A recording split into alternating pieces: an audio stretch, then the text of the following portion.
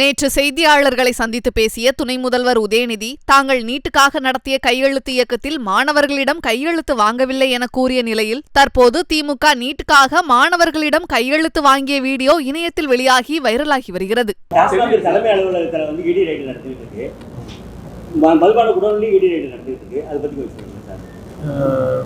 ஒன்றிய அரசு வந்து எப்படியாவது நம்முடைய மும்மொழி கொள்கை எதிர்ப்பு, அப்புறம் வந்து நிதி பகிர்வு, அப்புறம் வந்து டீலிமிட்டேஷன், இதை தொடர்ந்து தமிழ்நாடு எதிர்த்து குரல் கொடுக்கறதுனால ஒன்றிய அரசு வந்து தன்னுடைய ஏஜென்ட்டை வச்சு இதை வந்து ஒரு திசை திருப்பதுக்கான வழியாக கூட அவங்க பார்க்கலாம்.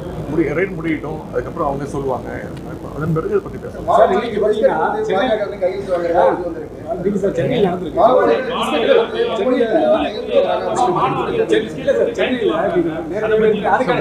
குழந்தைங்கிட்ட கையெழுத்து வாங்கக்கூடாது. வந்து ஒரு கோடி கையெழுத்து வாங்கணும். அப்போ வந்து பார்த்தீங்கன்னா பள்ளி மாணவர்கள் எல்லாம் தவிர்த்துட்டு தான் நாங்களே கையெழுத்து வாங்கணும். ஏற்கனவே மிஸ்டு கால் கொடுத்து 1 கோடி பேரை சேர்த்தாங்க. அதனோட தொடர்ச்சியாக எனக்கு பார்த்தேன்.